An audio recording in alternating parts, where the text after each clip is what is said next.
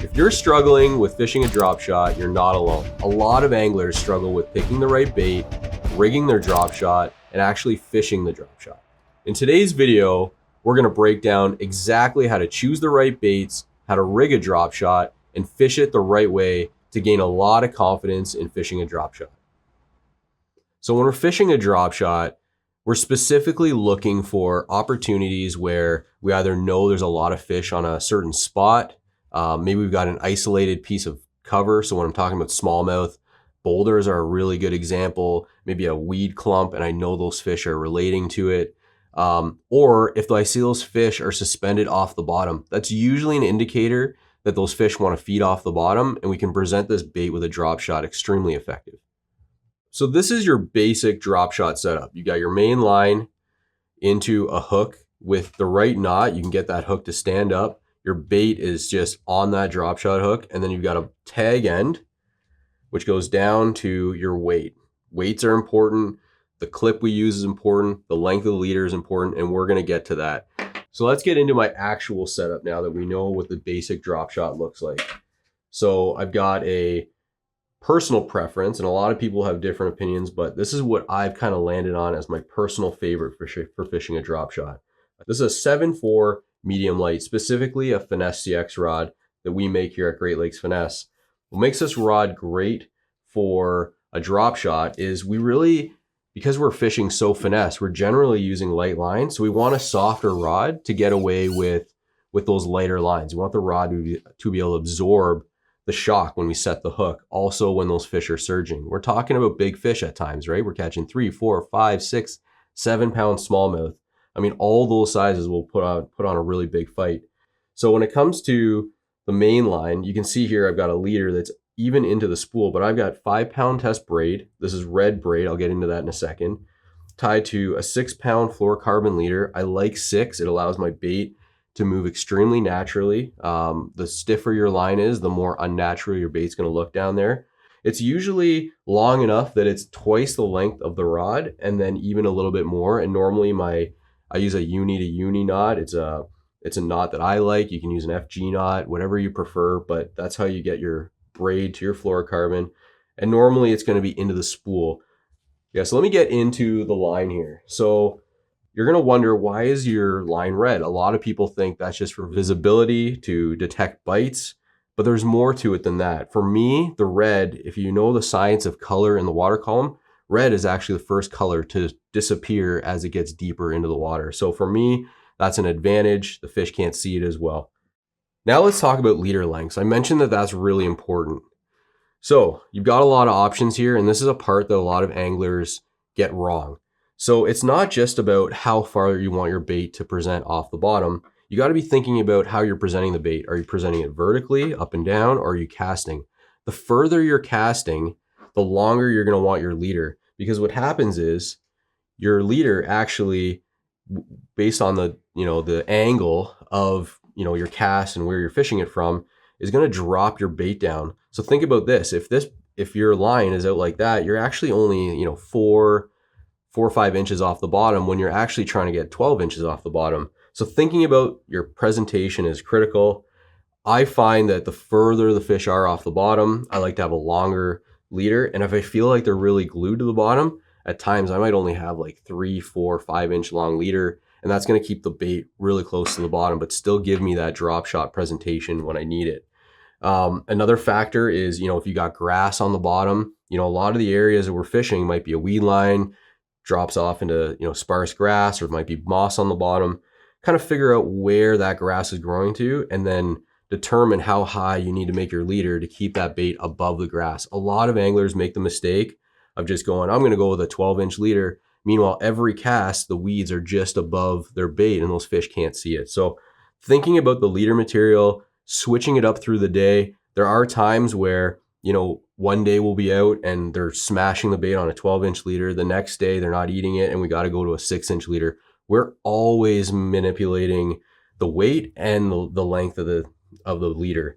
Now, when it comes to weights, again, another factor that a lot of anglers don't consider. They think, I just need to get this bait down there. Well, drop rate is a huge part of it. So what I mean by drop rate is, and we're really learning a lot about this as we continue to use forward facing sonar, but as your bait's falling, a lot of the time, depending on the speed, that's actually going to trigger bites. Some fish will come right over and they'll want a really fast drop. Other times they're going to want a really slow drop. There's times where we're out in 30, 40 feet of water and we're using a super light, super small drop shot weight to really slow our fall. And, at times that's the difference between getting them come over and feel like it's a natural presentation or it's unnatural. Other times, if we feel like those fish are moving really quick, we're trying to pick them off, we're going to use a really heavy weight to try to get it in front of them as quick as we can, maybe get it in there. And before they even see it hit bottom, we're able to lead those fish. Current is another situation where you're going to want a heavier weight, 3/4, half ounce. It's all going to depend on the depth. But probably the most important thing for choosing the right weight is definitely being able to maintain bottom contact. Essentially, you want to be able to feel the bottom. Let me get into the leader. What you want is to be able to feel your weight on the bottom and be able to pretty much move the line without moving the weight much. That's the key to drop shotting, is understanding that you're moving the weight moving the bait without moving the weight. Let me get into what style of weight you should choose. So in this case, I've got a ball weight, I've got a cylinder weight, and I've got a teardrop weight. So all of these have different purposes, and there's even tungsten and there's lead. For me, a ball weight, I usually don't go to too much. I find it works really well around sand. It comes through the rocks reasonably well, but this is probably the least used shape that I use. I tend to go with a cylinder weight or a teardrop. Generally, I'm going with the teardrop when there's weeds, or I feel like it's going to help me get over some rocks and kind of just slide over the rocks. The teardrop I love around like sand, a little bit of grass. This is probably the style that I gravitate to the most. Okay, so when we're talking about the weights, a sneaky little trick I learned a few years ago, and we actually make this product at Great Lakes Finesse, is using a little, we call it the quick shot clip. So this was initially intended on being a product that was used for fly anglers. And what I found one day, I was fishing in a tournament, and in the practice, I could only get them to eat the bait when we were using 3-pound test. Well, every time I set the hook, that line would break, no matter if I used a cylinder, like a rounded line tie weight or a clip-on weight. And it was extremely frustrating. It was starting to add up quick, and I realized in the tournament I was going to lose all my weights if I actually had a good day of fishing. So my solution to that was to tie on this little clip, and because of the diameter of the wire, that 3-pound test was able to get a really good connection there that wouldn't break and allow me to keep my weights. Now, what I learned from that day, just solving that one problem, is that it solved a lot of other problems. A lot of the times we're tying on our weights because we don't want to lose them. This clip allows you to just quickly switch out sizes, switch out styles. So I'm able to switch to a teardrop, to a cylinder, without having to shorten my lead, and it doesn't get shorter every time. Maybe I'm fishing, an area where there's a good drop off. I want to switch on the fly. I want to go to a heavier, to a shallower one, and I want to just be able to switch the weights, basically change the fall rate, change the depth I'm fishing really quickly, and it's not inconvenient. I feel like a lot of anglers don't have success with a drop shot because it's such a pain to make that switch that they're not doing it, and they're missing out on a bite that could be there. So by having the convenience of the quick shot clip, I'm able to make those changes really quick. My tag never gets short. And when I'm done fishing at the end of the day, I just take the weight off, and it just kind of hangs there as a piece of loose line, and I'm able to just put my rod in my rod locker. So really simple product that started out as one little problem that we solved, and actually solves a ton of problems for drop shot anglers. And now I can't drop shot without it. So there's several hook styles out there that you can use on a drop shot. This is something that I think I struggled with early on. I maybe overcomplicated it. Now I've pretty much got it where I've got two main styles of hooks. I've got your traditional, just plain drop shot hook. This is a Gamakatsu G Finesse hook. And then I've also got this longer shank with a little keeper, and this is a rebarb hook. So I'm going to show you exactly what these are for. So your traditional drop shot hook is perfect for when you have smaller, more compact baits. You can nose hook the bait, which offers a lot of action, which is basically like that. You can thread it on, you know, if you're losing a lot of baits or you feel like they're short striking the bait, you can actually thread the bait on, and essentially it'll look like that. You know, there's a number of different ways to do it. The most effective for me that I find works the best is when I actually go, and I'll show this with a drop minnow, is when I go under the nose of the head, like basically under the neck of the bait, and then directly through the nose of the bait, just barely exposing the tip. What that does is it keeps that hook point pretty much clear for like debris, but there's enough of a little bit of the tip that'll actually grab the skin. Makes the bait, in my opinion, perform the best, look the most natural. It's just going to slide down on the hook set, and you're going to get the fish with all of that gap. So that's my favorite way. 3 different ways to rig a traditional drop shot hook. Now, for the rebarb hook, this is a longer shank hook. Like if we compare that to the other hook, you know, you can see it's a lot longer. The reason is sometimes you're fishing a bait that's a longer profile. This is a 4-inch drop worm, a super incredible presentation. A lot of people have gotten away from worms and they're still extremely effective. Fish aren't seeing them as much, but essentially you got 2 ways that you can rig this: directly over, like right through the body. So if I'm fishing open water, really good option for rigging that bait. Now, this is where this rebarb hook really comes into play for me. If I'm fishing around grass, in grass, or, you know, picking off pockets, you basically go underneath, go through the body, flip it around, and pretty much just Texas rig this hook. And that's essentially how I'm fishing it. This is a really good option when you're around cover, grass. You want to, you know, come through that. You can hide the hook point if you want. Works really great. The other thing is, if you want to, you know, you're finding you're missing strikes, you can just kind of keep the hook point out a little bit, and that's going to help get more of those fish in the boat for you. And that's it. Those are the 2 that I use. I keep it simple. Really started to simplify my drop shot setups, and I think keeping it simple for you is probably the best option as well. So when it comes to picking the right fluorocarbon pound test, this is also a critical part of it.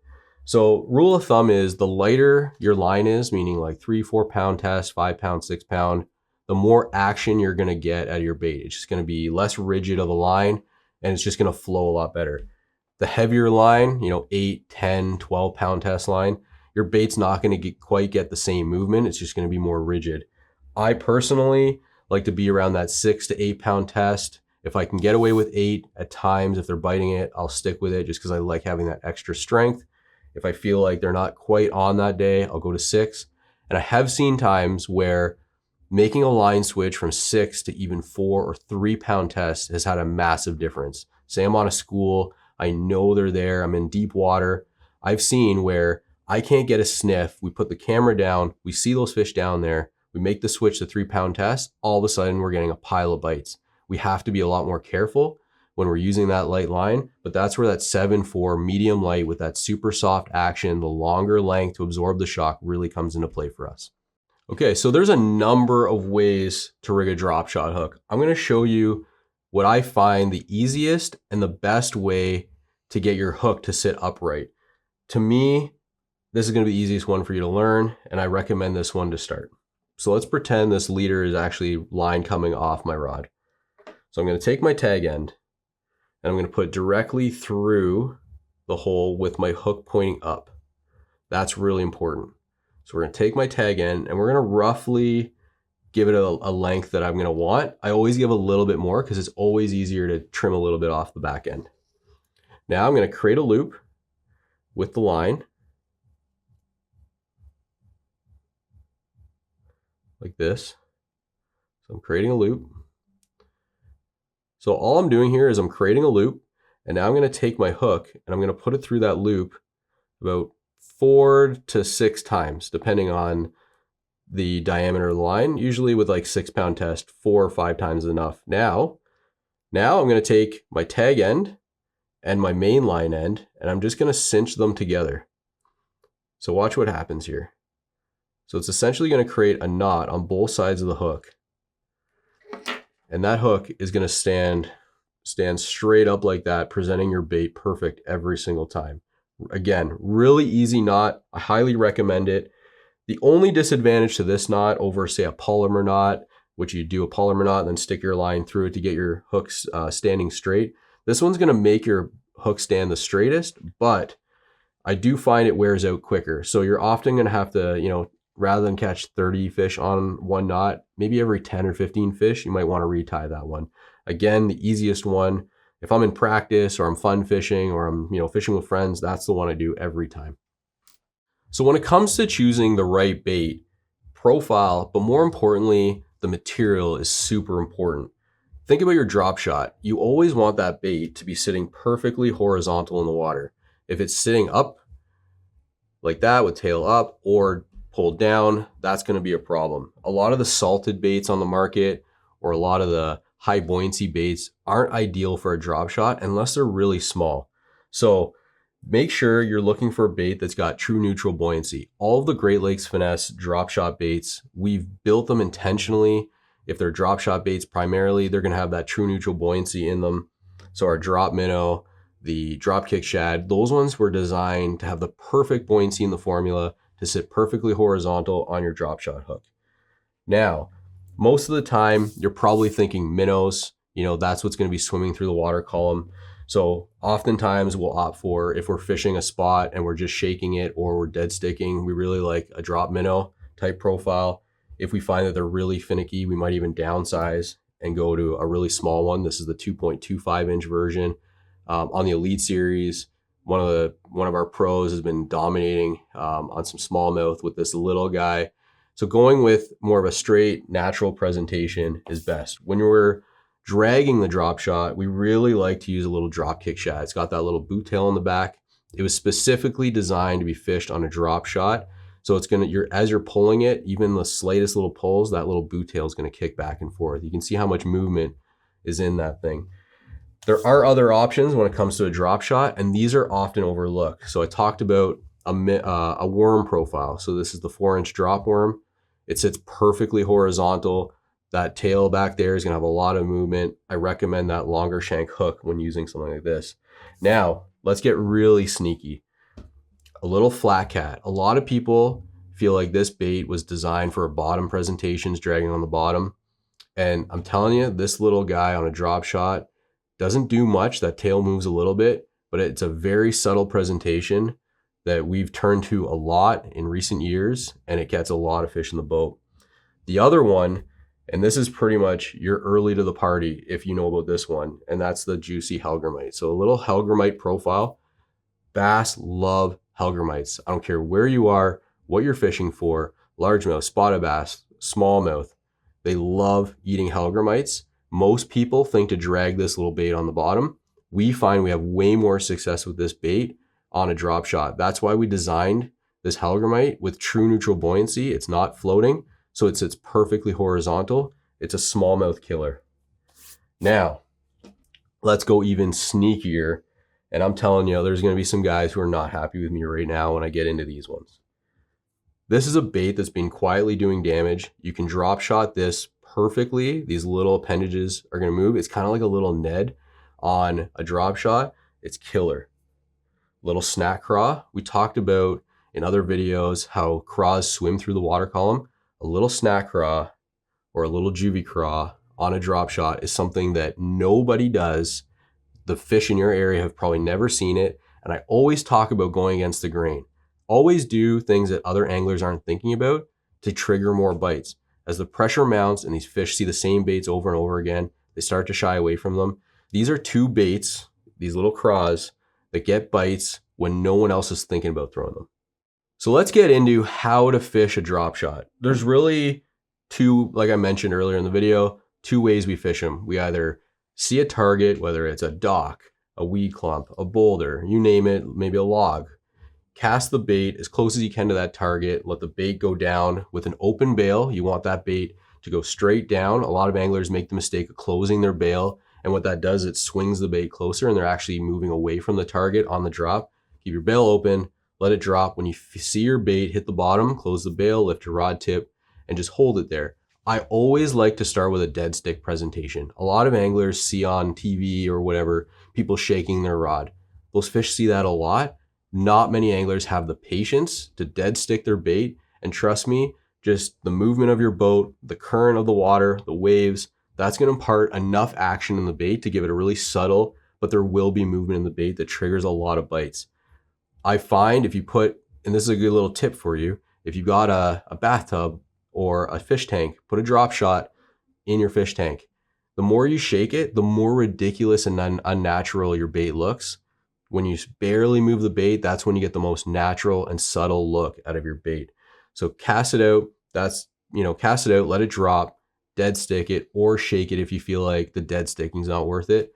What I do when I'm hitting targets, I usually cast it out, let it drop, shake it, reel it back in, hit the next target. I'm not really wasting time by leaving it there, dragging it back halfway. I find they either eat it early when it first drops or you've shaked it a bit, and that's it. They pretty much only bite it that way. I have seen times where I can lift it, let it drop back down. Those are rare instances. If you're learning how to drop shot, reel it back in, hit your next target.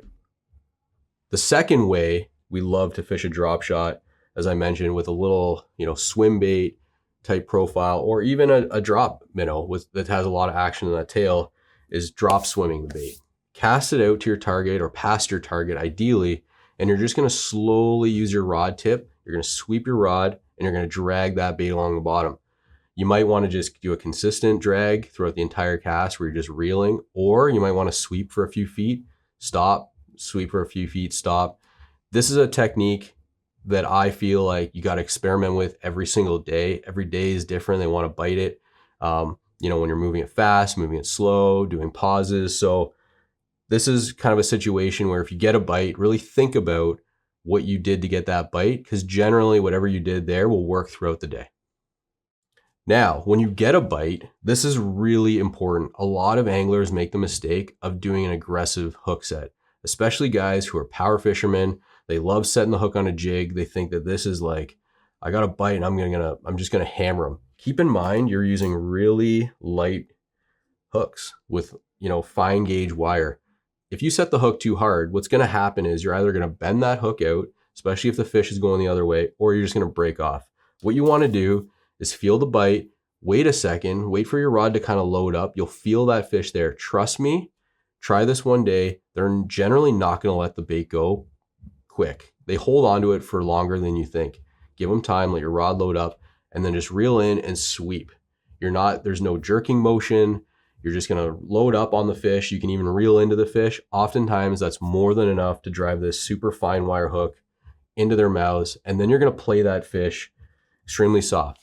This is where having a really good spinning reel with a really high quality jag comes into play. You want a drag that isn't going to skip or jam. The higher end reels are going to have a butter smooth drag, and that line just going to come out of there with not a lot of pressure. Pretty much what you're looking for there is enough tension that you're not going to break your line, but you pretty much always have drag, no matter if you're reeling or the fish is running. That drag is always pulling. If you watch a lot of the pros, you watch our videos, even though we're reeling, most of the time that drag is still coming out. So take your time. This isn't a horse them in, flip them into the boat type of deal. Let the fish swim around, tire out, net that fish or grab that fish, whatever you prefer. But definitely take your time. And most of the time, the hook set with a drop shot is always going to be solid. It's very rare that they're going to come off, early in the fight.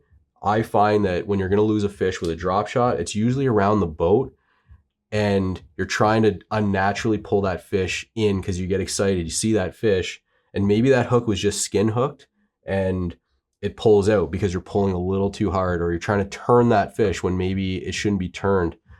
There are times where if it's around the boat, and this is a really good technique for fighting these fish, we try not to ever turn the fish. So if the fish is going in a direction around the boat, we'll actually continue to walk that fish around the entire boat. There are times where I've gone around the boat 2 or 3 times just so I don't have to turn that fish in the direction that, in the opposite direction of where they're going. That's gonna help you land a lot more fish, and you're not gonna be pulling that hook and making that hole in their mouth bigger, which would allow that hook to come out. So those are some tips to help you hook those fish and also land those fish. So now you've got all the information you need to master the drop shot. If you got value out of this video, please like and subscribe. We got a whole series of videos in this Finesse Bootcamp to help you master all these finesse techniques. We're sharing all of the knowledge that we've got with you guys. So come along and learn with us.